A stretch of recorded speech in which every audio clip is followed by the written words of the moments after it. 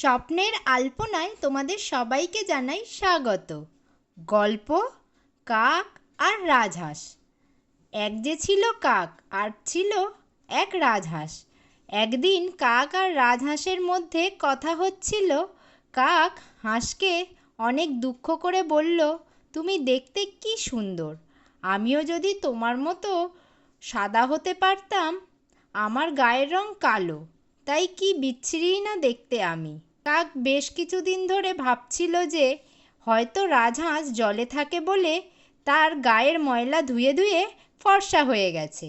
সম্পূর্ণ গল্পটা জানতে আমার বড় ভিডিওটা ফলো করো। আগের দিনের ভাল্লুক আর শিয়ালের গল্পের উত্তরটা হবে, ভাল্লুক শিয়ালকে এই কথাটা বলেছিল। আর সঠিক উত্তর দিয়েছে বনশ্রী দাস।